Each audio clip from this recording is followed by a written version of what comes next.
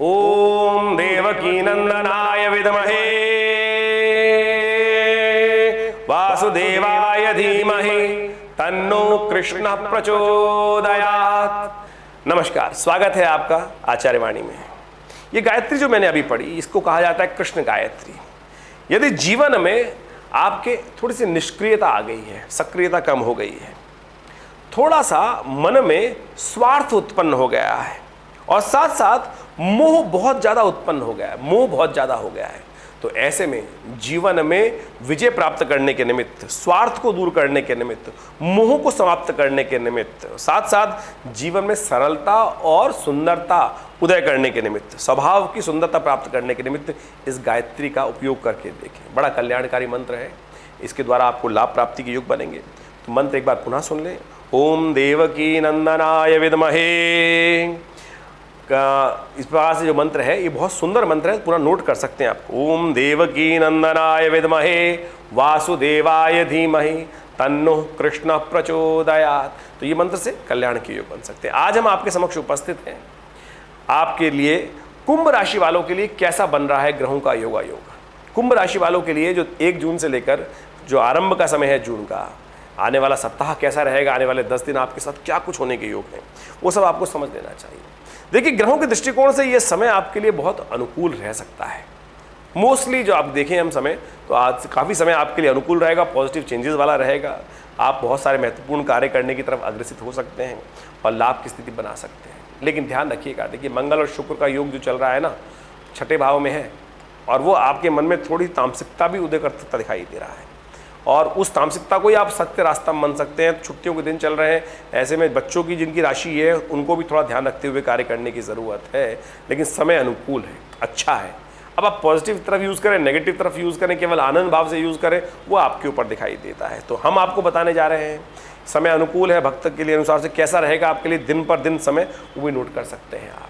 तो 1 तारीख यदि हम बात करें 1 जून की, तो सबसे पहले पंचांग क्या कहता है वो भी समझ लीजिए। ज्येष्ठ का महीना, शुक्ल पक्ष, द्वादशी तिथि, बृहस्पतिवार। तुला में विशेष तौर पर चंद्रमा, और तुला के चंद्रमा आपके लिए बहुत शुभ है। धर्मयुक्त कार्य करेंगे, धर्म का उदय करेंगे, पॉजिटिविटी आपके अंदर उदय होगी, धर्म आपके मन में धार्मिक भावनाओं के, धर्म के प्रति आस्था जाग सकती है और गजकेसरी योग विद्यमान है। तो ओवरऑल समय अच्छा है आपके लिए। बृहस्पति के साथ चंद्रमा का संबंध है और लेकिन केतु वहाँ बैठा हुआ है, तो वो क्या करता है कि धर्मयुक्त रहो भाई, स्वास्थ्य का ध्यान रखो, पेट का संबंध में ध्यान रखो, अन्यथा कष्ट में फंस सकते हो। उस दिन प्रदोष भी है, बुध बृहस्पति प्रदोष, गुरु प्रदोष जो है वो विशेष तौर पे ज्ञान का देवता, धर्म का दिन है। ऐसे में धर्म के द्वारा बहुत बढ़िया लाभ प्राप्ति के योग बन सकते हैं। भगवान शिव का विशेष तौर पे पूजन करें। प्रदोष का समय शाम का होता है, तो शाम के समय कहा जाता है शिव और पार्वती दोनों संसार का भ्रमण करते हैं त्रिशूल लेकर, और जो उनका स्तवन करते हुए, भक्ति यज्ञ करते हुए, पूजन करते हुए, अभिषेक करते हुए मिलते हैं, उनको आशीर्वाद भी मिलता है। तो उस दिन विशेष तौर पर उनका पूजन करें। एक बात और नोट कर लें, उस दिन चंपक द्वादशी भी है। चंपक द्वादशी मतलब चंपा के पुष्प के द्वारा भगवान विष्णु का, शिव का पूजन करना चाहिए। तो ये बड़ा कल्याणकारी योग है। इसकी भीनी भीनी सुगंध आपके मनोमस्तिष्क में अध्यात्म का, धर्म का उदय करती है और बहुत सारा सुंदर तरीके से आपके अंदर लाभ के योग बनाएगी। तो इसका उपयोग अवश्य करना चाहिए। किसी बाग में चले जाएं, चंपा का पेड़ देखें, 4-5 पुष्प तोड़कर भगवान शिव को अर्पित कर दें, हो गया पूजन।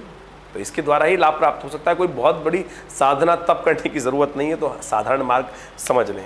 2 जून की हम बात कर लेते हैं। 2 जून को ग्रहों का योगा योग दिखाता है कि उस दिन त्रयोदशी तिथि है, शुक्रवार का अवसर है और ग्रहों का योगा योग आपके लिए बड़ा अनुकूल बना हुआ है। पर ऐसे में केवल गुस्से को त्याग कर अपने कार्यों में मस्त होकर काम करना आपको चाहिए। शालीनता से अपनी चाल में मस्त होकर काम करने का प्रयास करें, तो बहुत सुंदर तरीके से आप लाभ की स्थिति बना सकते हैं। ग्रहों का योग अनुकूल है आपके लिए। लेकिन रिश्तेदारों का थोड़ा ध्यान रखें, कुछ गलत रिश्तेदार आपको परेशान करने के योग बना सकते हैं, अपने कामों में आपको फंसा सकते हैं। तो उनके चक्कर में ज़्यादा मत आइएगा। अपने कार्यों को पूर्ण करने का थोड़ा स्वार्थी बन जाइए, चिंता ना करिए। कई बार स्वार्थ बनना विशेष तौर पर कल्याणकारी होता है। इस दिन वट सावित्री का व्रत आरंभ होता है कई दृष्टिकोणों से। त्रयोदशी, चतुर्दशी और पंचम पूर्णिमा के दिन इसका उपयोग कर लेना चाहिए। ज्येष्ठ मास में जब ये योग बनता है तो कहा जाता है कि यदि कोई स्वास्थ्य का प्रभाव चल रहा है, भारी चल रहा है, योग चल रहा है, थोड़ा अशुभ चल रहा है, तो ऐसे में विशेष तौर पे भगवान शिव के विशेष मंत्रों का और साथ साथ यमराज के मंत्रों का पूजन कर लेने से, यज्ञ कर लेने से, अनुष्ठान कर लेने से असंभव स्वास्थ्य की जो परेशानी है वो दूर करने के योग बन जाते हैं। तो उसको ठीक करने का रास्ता प्रशस्त हो जाता है, पुण्य उदय हो जाते हैं। तो उसका उपयोग अवश्य करने का प्रयास करना चाहिए। यदि हम बात करें 3 जून की, तो 3 जून को चतुर्दशी की तिथि है उस दिन शाम को पूर्णिमा आ जाएगी, तो इसलिए शनिवार का अवसर पड़ रहा है, तो खासतौर पर सत्यव्रत उसी दिन किया जाएगा, तो ये आपके लिए अच्छा रहेगा। तो ग्रहों का योगायोग उस दिन परिवर्तन का योग बना रहा है। चंद्रमा परिवर्तित होकर विशेष तौर पर रहेंगे आपके दशम भाव में, ये थोड़े खर्चे बढ़ा सकते हैं, इसका ध्यान रखना पड़ेगा आपको, नहीं तो ये तिथि आपके लिए थोड़ा सा अनुकूल नहीं रहेगी, बेकार के खर्चे आपके जिम्मे पड़ सकते हैं। वैसे सफलतादायक है, अच्छा है, लेकिन मनोमस्तिष्क में थोड़ी क्षीणता उत्पन्न कर सकता है। मंगल वैसे ही क्षीण चल रहे हैं और चंद्रमा भी ऐसे क्षीण हो गए, तो मन और प्रसास दोनों के दोनों जो हैं वो आपको धोखा दे सकते हैं। थोड़ा आपको अपने आप को प्रोवोक करना पड़ेगा, थोड़ा सा बढ़ाना पड़ेगा, तब जाके लाभ की स्थिति बन सकती है। तो ऐसे में सबसे अच्छा है कि भगवान विष्णु का पूजन करें, पंचोपचार भगवान विष्णु का पूजन करने के बाद उनका चरणामृत भगवान का ग्रहण करें, सत्यनारायण का व्रत करें, बंधु बांधव के साथ मिलकर कथा का श्रवण करें। इससे अच्छा सुंदर उपाय क्या हो सकता है। लेकिन एक बात का भी ध्यान रखना जरूरी है, उस दिन भद्रा विद्यमान है, सुबह 11:15 से लेकर करीब करीब रात्रि में 10 बजे तक भद्रा रहेगी। तो ऐसे में उस समय में कुछ नया कार्य, कोई सोचा हुआ कार्य आरंभ नहीं करना चाहिए। रूटीन कार्य हैं वो सब करते रहें, कोई दिक्कत नहीं है, तो इस बात का ध्यान रखते हुए कार्य करें तो अच्छा रहेगा। यदि वहीं 4 जून की हम बात करें तो उस दिन ज्येष्ठ की पूर्णिमा है, ज्येष्ठी पूर्णिमा जिसको बोला जाता है, और साथ साथ ज्येष्ठ नक्षत्र भी विद्यमान है, रविवार का अवसर पड़ गया है। तो ज्येष्ठ नक्षत्र मूल नक्षत्र के अंतर्गत, गणमूल नक्षत्र के अंतर्गत आता है। तो जो बच्चे जातक जन्म लेंगे उस दिन, उनकी मूल शांति करानी आवश्यक रहेगी, अन्यथा बहुत भारी रहेगा उनके लिए ये दिन, और परिवार के लिए भारी योग बनेगा। स्वास्थ्य के लिए अनुकूल नहीं रहेगा, भारी रहेगा, तो स्वास्थ्य स्वयं के लिए भारी रहेंगे, तो इस बात का ध्यान अवश्य रखना चाहिए। कई बार व्यक्ति भूल जाता है, तो इसलिए हम ये बात बता देते हैं कभी कभी, तो उसको ध्यान रखते हुए कार्य करें। पूर्णिमा है, रविवार का अवसर है, ज्येष्ठ की पूर्णिमा है, ये बड़ी सुंदर तिथि है। स्नान का, दान का, जल के दान का, छाते के दान का, खरबूजे के दान का, पंखे के दान का, छबीली लगाने का बड़ा सुंदर मुहूर्त है। केवल जल के दान से ही आप पुण्य एकत्र कर सकते हैं, धन की आवश्यकता ही नहीं है। आमतौर पे तो लोग कहते हैं जी मैं तो गरीब आदमी हूँ, धन का दान तो कर ही नहीं सकता है, तो मेरे को दान का पुण्य का लाभ कैसे मिलेगा। जल का दान करो ना इस दिन। ज्येष्ठ मास की पूर्णिमा है, ये कल्याणकारी है, लाभकारी है, इसका लाभ लेना चाहिए। और चंद्रमा का संबंध जल से भी है विशेष तौर पर, ये बात समझें। और उस दिन चंद्रमा आपका क्षीण चल रहा है, तो इस सुंदर तरीके से थोड़ा सा जल लेकर किसी कहीं दे दीजिए, क्या दिक्कत है, किसी को पिला दीजिए। आजकल तो बड़ा विचित्र स्थान चल रहा है, हम घर वालों को भी जल नहीं पिलाते हैं। अरे कोशिश करें थोड़ा सा जल का दान करें, इस तिथि में अवश्य तर्पण कर दें, अपने पितरों के निमित्त तर्पण कर दें। सुबह सुबह भगवान सूर्य को जल दे दें, आपके ग्रहों को अनुकूल करने में, मन मस्तिष्क को अनुकूल करने में बड़ा सुंदर योग बनेगा। कोशिश ये करें, लाभ की स्थिति बनेगी। और यदि मन क्योंकि चंद्रमा वीक चल रहा है, तो शाम के समय पूर्णिमा की जब रात्रि हो, थोड़ी देर उस चंद्रमा की रोशनी में भ्रमण भी कर लीजिए। ओम शांग श्रीं शौंग से चंद्रमसे नमः, इस मंत्र का जप करते हुए देखिए आने वाले समय में आपका मन पॉजिटिव एटीट्यूड से भर जाएगा, पॉजिटिव परिवर्तन आने के योग बनेंगे, मन की पॉजिटिविटी कल्याणकारी होगा। तो ये पूर्णिमा के दिन अवश्य उपयोग करना चाहिए इन खास बातों का। यदि 5 तारीख की हम बात करें तो 5 तारीख को प्रतिपदा तिथि है, आषाढ़ का महीना आरंभ हो रहा है, आषाढ़ के कृष्ण पक्ष की प्रतिपदा है, सोमवार है। उस दिन चंद्रमा का परिवर्तन होगा, जो सूर्योदय होगा तो उससे पहले ही चंद्रमा परिवर्तित होगा, 3:26 पर आ जाएंगे धनु राशि पर। ये आपके लिए अच्छा है और गजकेसरी योग का विद्यमान हो जाएगा, और ये बहुत सुंदर पॉजिटिव आपके लाभ की स्थिति बनाता दिखाई देगा। लेकिन द्वितीया क्षय है इस दिन, और मास की पहली तिथि है उस दिन, आषाढ़ का महीने के पहली तिथि के दिन ही विशेष तौर पर इस तिथि का क्षय होना, द्वितीया का क्षय होना अच्छा नहीं माना जाता। कहा जाता है कि किसी भी व्यवसाय को करने वाले लोगों को बड़ा सावधान रहना चाहिए। प्राकृतिक आपदाओं का योग बनता है और ख़ास तौर पर कई प्रकार की समस्याएं उत्पन्न कर सकता है। जो लोग शेयर मार्केट में कोई भी फॉरवर्डिंग बिजनेस करते हैं, उनको बहुत सावधान रहना चाहिए। कोई बहुत बड़ा गोता नीचे जा सकता है, डिक्लाइन की तरफ जा सकता है और नुकसान देने के योग दे सकता है आने वाले समय में। तो आपको बहुत सावधानी के साथ काम करने की ज़रूरत है। प्राकृतिक आपदाओं के योग बनते दिखाई दे रहे हैं, तो सावधान रहकर काम करना आपके लिए परम आवश्यक रहेगा। वहीं हम बात कर लें कि खासतौर पर अब हम आगे आने वाला समय कैसा रहेगा, तो उसके लिए हम समझें 6 तारीख को। 6 तारीख का ग्रह का योग, 6 जून का ग्रहों का योग दिखाता है कि उस दिन तृतीया तिथि आषाढ़ मास की और मंगलवार का अवसर, और उस दिन विशेष तौर पर ग्रहों का योग जो बन रहा है वो आपके लिए अनुकूल है, समय आपके अनुकूल है। यदि आप सही से काम करेंगे तो बिल्कुल पॉजिटिव वे से काम करने का आपको प्रयास करना चाहिए। थोड़ा सा खान पान का बैलेंस रखते हुए काम करें तो आपके लिए बड़ा अच्छा समय रहेगा, अच्छा आप उसका लाभ लेते दिखाई दे रहे हैं। लेकिन साथ साथ बृहस्पति का योग जो है वो बहुत सुंदर है, बस गुस्से को कंट्रोल करना है आपको। अननेसेसरी की बातों में एकदम दिखावे के लिए गुस्सा कर लीजिए, लेकिन अंदर से गुस्सा मत होइएगा। और गुस्सा आने से क्या होता है कि सब मती सब भ्रम हो जाती है, तो उस बात का ध्यान रखते हुए कार्य करें तो आपके लिए अनुकूल रहेगा। मंगलवार का अवसर है, हनुमान जी का सुबह सुबह पूजन करें, बहुत सुंदर रहेगा। लेकिन एक बात का ध्यान रखिएगा, उस दिन भद्रा है, तो नए वस्त्र ना धारण करें, लोहा ना खरीदें, टेक्नोलॉजी संबंधित चीज़ों से बचने का प्रयास करें। भद्रा रहेगी दोपहर को 2:20 से लेकर 12 बजे तक रात्रि में, तो उस समय में नया कार्य आरंभ करना ठीक नहीं रहेगा। 7 तारीख की हम बात करें तो 7 जून को चतुर्थी तिथि है, बुधवार का अवसर है। आषाढ़ मास की चतुर्थी कृष्ण पक्ष की, और उस दिन गणेश चतुर्थी के रूप में तिथि जानी जाती है। कई प्रकार के परिवर्तन लेके आ रही है तिथि। मंगल तो जो विशेष तौर पर इस दिन बुधवार के दिन चंद्रमा तो सुबह सुबह ही परिवर्तित हो जाएंगे, सूर्योदय से पहले ही 4:43 पर मकर राशि में प्रवेश कर लेंगे, और साथ साथ बुध भी परिवर्तन की तरफ जाएंगे, वृषभ राशि में आ जाएंगे। चंद्रमा का परिवर्तन जो है वो आपके लिए थोड़ा सा नुकसानदायक हो सकता है, आपके खर्चों को बढ़ा सकता है, इसलिए थोड़ा ध्यान रखते हुए कार्य करें, अननेसेसरी के खर्चे ना पालें। और ऐसे में एक बात और ध्यान रखें, छुट्टी के दिन है, ध्यान रखें बच्चों का भी, अपना भी ध्यान रखें, कहीं नेगेटिव तरफ ना फंस जाए मन। थोड़ा सा अनायास ही शुक्र और चंद्रमा का संबंध है, मंगल के साथ संबंध चल रहा है, और वो खर्चे वाले स्थान में बैठा है, तो बेकार के खर्चों में, तामसिक चीज़ों में ज़्यादा ना फंसे।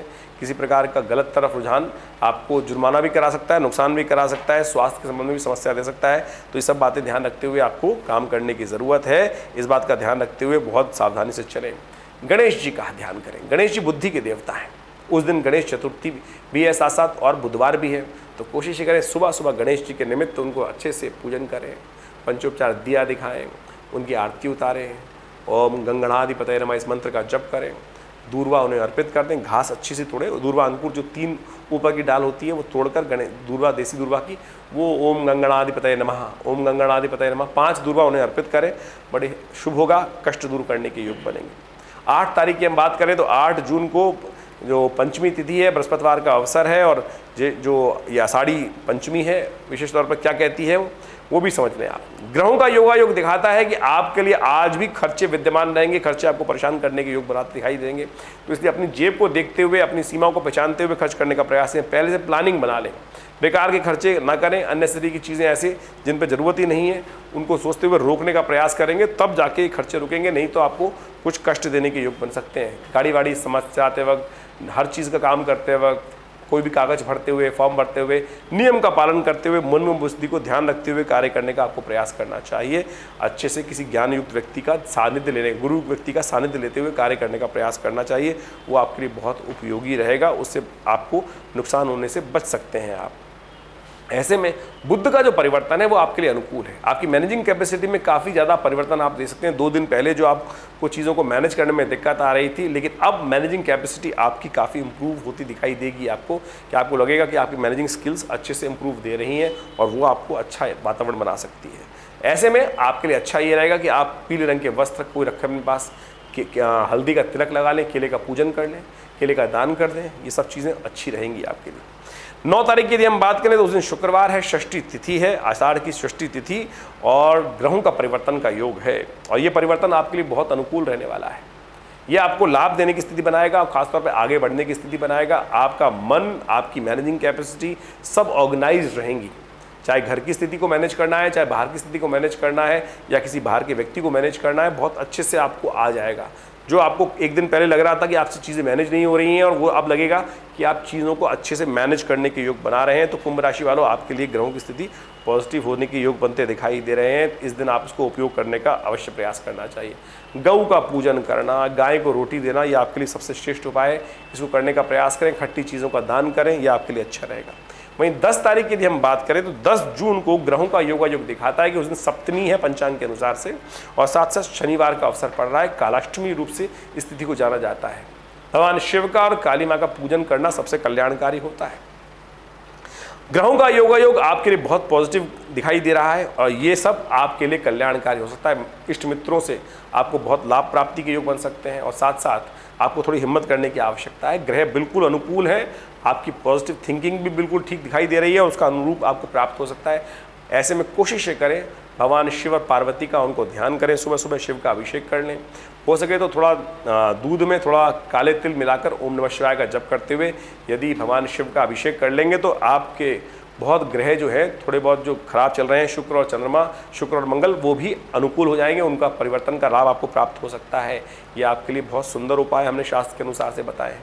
इसके अलावा भी यदि मन में कोई शंका चल रही हो तो चिंता ना करें, नंबर्स आपके सामने व्हाट्सएप पे हैं, आप उन पर कॉल कर अपनी जो भी परेशानी है उसके बारे में जान सकते हैं। व्हाट्सएप पे अपनी समस्याओं को लिख के भेज सकते हैं। हम प्रयास करेंगे कि इस चैनल के माध्यम से आपके तमाम प्रश्नों का जवाब अवश्य जल्दी से जल्दी देने का प्रयास करें। आप अपनी पर्सनल समस्या के लिए हमें फ़ोन करके अपॉइंटमेंट भी ले सकते हैं। नंबर्स आपके सामने स्क्रीन पर हैं। दिल्ली में विवेकानंद योगाश्रम है, यहाँ बहुत सारे समय समय पर अलग अलग कार्य किए जाते हैं और यज्ञ इत्यादि होते हैं। रविवार को एक बहुत बड़ा कार्यक्रम होता है, उसमें आप सम्मिलित हो सकते हैं और आकर अपने कष्टों का निवारण भी कर सकते हैं। माँ भगवती की एक सिद्ध प्रतिमा है जो 1947 में मुल्तान से यहाँ प्रतिष्ठित हुई। आइए माँ का दर्शन करें, उनकी कृपा आपके जीवन में अवश्य प्राप्त होगी। धन्यवाद, नमस्कार।